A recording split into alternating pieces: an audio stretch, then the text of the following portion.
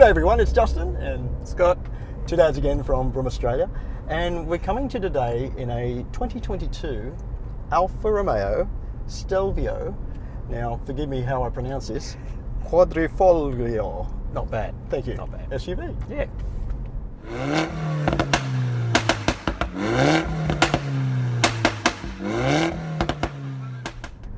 Okay mate, you know how we look at cars that are fun and family friendly? Yes. Well, I think I nailed the brief today. I think you did. Because today we've got an Alfa Stelvio, which is Alfa's 5-seat family SUV. So you probably won't have any problems fitting in with all the prestige SUVs during school pickup time in one of these. It certainly stands out. Yep.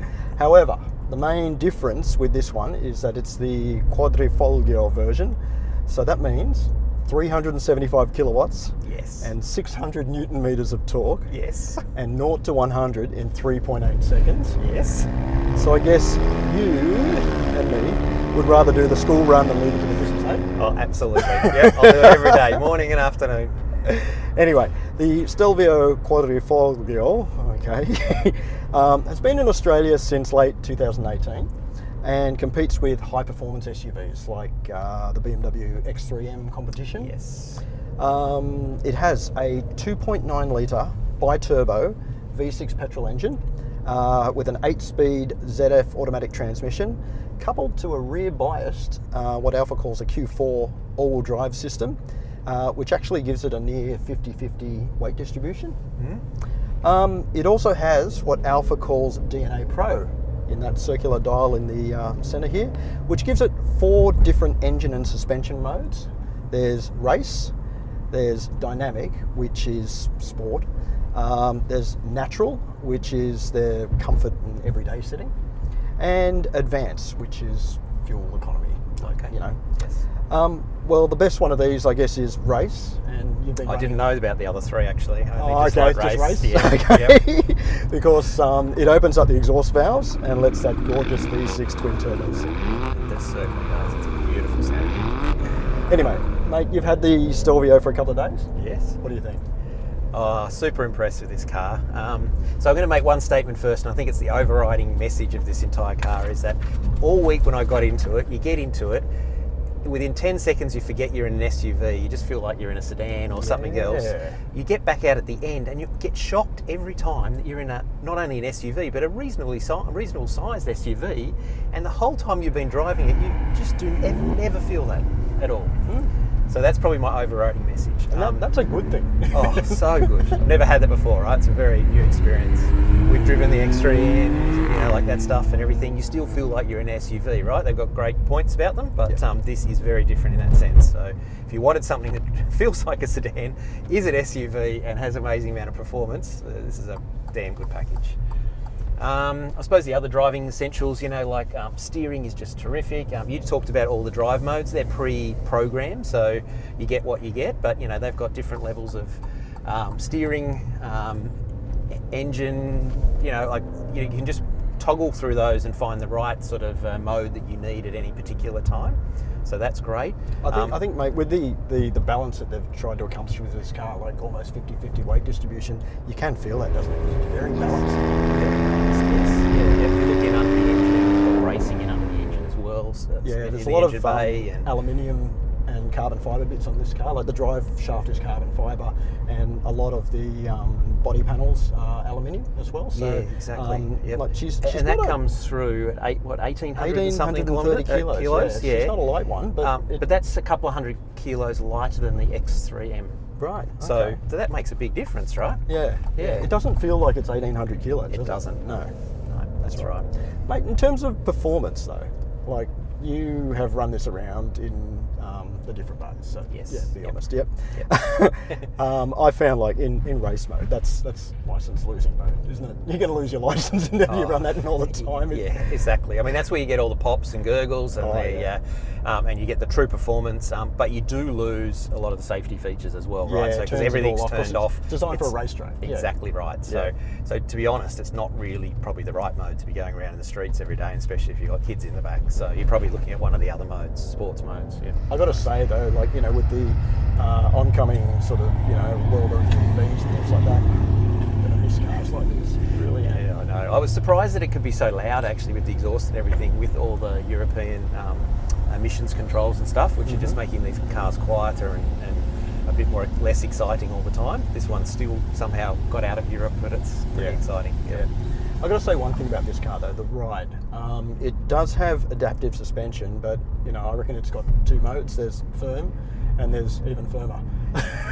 And the even firm is the racetrack, and then so you're still stuck with a firm. So I suppose there's a little bit of softening there, but not as much as you sort of were hoping for, were you? So, I mean, it does run 20-inch wheels, and they're staggered too. Like the fronts are 255 45 Pirelli P0s, and on the back you get 285 40 20s.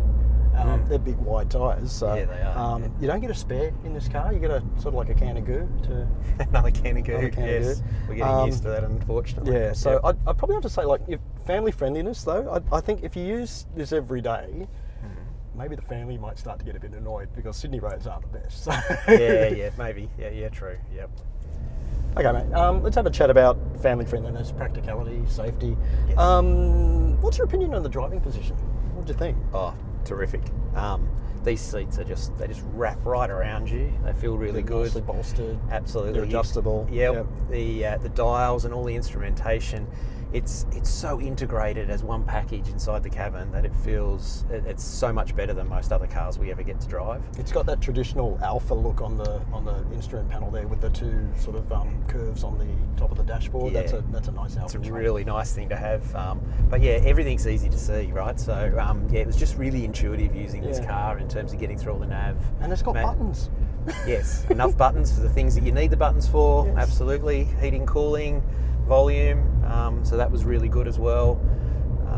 So the whole position in this car is terrific. Yep. I've got to say one thing though, that how'd you find this? The rear vision, because of the design of the car, it's got a sloping back and everything like that. The vision out of the back window, not that great. It's a little letterbox in some ways, so it's not a lot of space. Yeah, you definitely need all the to park this thing, you will need the cameras and the beeping and all that sort of stuff. It's a good thing it comes with front and rear parking sensors, and as you said, it's got the rear vision camera, but the camera probably isn't the best in terms of high quality vision, I suppose. So like there's some cars today they're a bit better. Yeah. Yep. Mate, what do you think about the steering wheel? I think that's a nice wheel. It's got really some nice Alcantara on it. Just in where your thumbs sort of go on the steering wheel, and then the rest is leather. It feels really classy. It's a nice size. You like the paddles, don't you? Oh, we have to comment on these paddles, right? Because big aluminium paddles, they're huge. Yeah. They're really easy to use. I just love them. They don't move too. They're That's on right. they're the best ones to have, I reckon. So you'll. Oh, there we go. Thank you, safety. Yes, that's right. So these ones, rather than turning around with the steering wheel and then you're trying to chase them if you want to change gears while you're halfway around a corner, these ones stay in situ. Yep. I think I think it looks, it's worth the money, doesn't it? Because you've got like carbon inlays in the dash and on the trim here and all that stuff. It just looks high quality really nice, finish. Yes. Yeah. The car comes with a 8.8 touchscreen. It's got DAB and built-in nav, which is a TomTom system in the car. But mate, I found it was pretty logical and easy to use, and you control it with a dial on the dashboard as well as on the touchscreen. So that's pretty good. It's actually probably one of the better cars I've got in recently, and just straight away when you start driving, you can find everything you need. Yeah. Air conditioner, radio, really easy. Even all the settings we talked about, all the racing settings and everything, all those things were really easy to find. So thumbs up on that. And then induction charging for your phone. Super impressed with that and how it just sits here to your left of you. It's out of the way, but it's close as well. The only thing I found that it does have like Apple CarPlay, Android Auto, but you've got to plug it in. It's not cordless or anything like that, which is a bit of a shame. Sound system in the car, it's a 14-speaker Harman Kardon sound system with a subwoofer in the boot. So if you like your music, I don't think you're going to be disappointed. So that's pretty good. I gave it a go and it was terrific. Mate, you sat in the back. How was it? Yeah, the back's pretty good, right? So we're sort of talking medium-sized SUV. There's a bit of scalloping out of the back of these really comfy seats, so there was plenty of leg room for me in my normal driving position. Headroom again, there was an inch or two, of space, so there was enough. Even though the windows do curve down a little bit in the back, I was still able to see out unobstructed. So yeah, it's actually pretty comfy in the back there. I mean, definitely 2 adults. It's fine. Yeah, if you put the third person in the middle, it's going to be pretty much shoulder room's probably going to be the biggest issue. Yeah, but other than that, really good. For kids too, like it's got a couple of vents in the back. You do get 2 USBs, which is good, and space for cup holders and things like that too. So yeah, the kids are going to be okay. Definitely.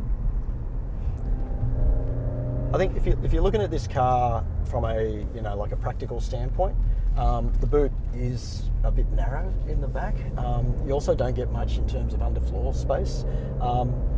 Yeah, it's not as practical as some of the other, like full family SUVs. But then again, this is a sports car and still. And then I think what we find is different people are using the boot differently, right? So as well, right? So it might be the golf clubs for one family. It could be 3 school bags for another family, and it could be just the weekly shop. So I think there are always things to look at the boot and look at how you use the boot mostly. Make sure it's going to fit the things you want. And the rear seat there does split like a 40-20-40 split, so there is a bit of practicality there too. Yeah, that's great. Mate, safety in the car. It's got pretty much the standard suite of safety you'd expect for a car like this.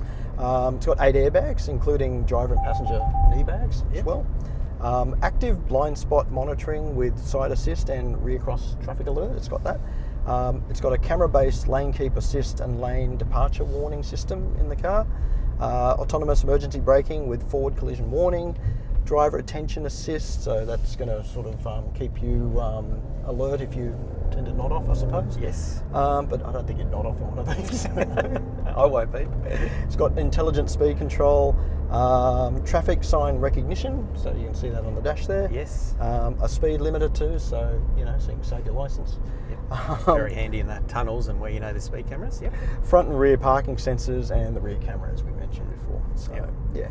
And I've got to say, we've been in a few cars recently where that stuff can be a little bit obtrusive, a little bit chatty, and like it starts to annoy you a little bit, which is not what you want. You want to be alerted when you really need to be alerted. I think this one, when I've been driving the last few days, is that it's just the right level, right? So it's telling me when something really is important, but it's not just making beeps and noises the rest of the time for very little things. So kudos to all the safety features. Mate, in terms of value for money, I'd like to get your opinion on this one. This car has a list price of $158,000 Australian, right? Yes. A BMW X3M competition is a bit more expensive, $169,500 list price. But again, this is a 3.8 second SUV that handles like a sports car, isn't it? So I reckon it's really good value for money. Yeah, I mean, it's a lot of money. Let's not hide away from that. It's a lot of money for a family SUV. And you really are buying that big engine at the front and all that performance that it gives. Some of the styling, obviously, inside is such really high quality as well. That's what you're paying for as well. It's got a good level of standard equipment too, doesn't it? I think it does. Like probably no heads-up display, but disappointing. Maybe expect that. Sunroof's an option on the car too. You don't get standard sunroofs. So there's a few little things maybe you'd expect to get for that price. You can get carbon ceramic brakes on one of these things too, for about 12 grand. I might keep that 12 grand in my pocket. But it is at the upper end of the sort of family SUV pricing, but that's a big difference between the X3M and I've got to say, day to day, if you really like driving and driving hard and fast, this probably just is much more enjoyable to drive. Well, I think you said it before, it just doesn't feel like an SUV, does it? That's right. That's the really good thing about it. So that's the differentiator between in that market. Yep. The car comes with a 5-year unlimited K warranty. You get 5-year roadside assistance as well. Okay, I'm glad you're sitting down. It does come with 5-year cap price servicing, and that's every year or 15,000 Ks for services. However, she ain't cheap. But look, it is a high performance car, and I guess that you're going to have to pay for that high performance, aren't you? So 5 years, 75,000 Ks in total, $6,644. So, okay, got to be prepared to pay that. That's going to be probably on any car at this performance level, right? Performance ain't cheap. So, that's right. All right, mate. XFactor. That's our question we usually ask. You know, is it the kind of car that you're going to check out your reflection when you're driving past, or you're going to look back at it when you park it in the car park? Go. Now, I keep saying you can't make an SUV look good. We've had a few lately where they've got a few key elements on them, which I think are nice. I've got to say, I think this one is probably from the front left corner to the back right corner, almost every corner, every piece, there's some beautiful styling cues in this. I would look at this one every time I got out of it and look back at it. I will look in the mirror as I'm going past on the road. There's vents in the, you know, even the bonnet has got vents in it and contours. It's got a beautiful big grille that you get with Alfa. The 4 exhaust pipes at the back, and the rear of this is really attractive. Big guards over the tyres on the side. It's pretty damn impressive. Mate, don't hold back. Tell us what you really think. Come on. So it has XFactor. It's gorgeous, this thing, isn't it? Yeah. It is gorgeous. So yeah, 100% XFactor. Isn't it? So. Yep. Anyway, just want to put out a big thanks to our friends at Alfa Romeo Australia for the loan of the Stelvio. What an impressive car. Super impressive. Yeah, if you're in the market for something like this, and to be honest, if you're in the position to do it, go for it, because EVs are coming. You won't get cars like this anymore, that sound like this anymore.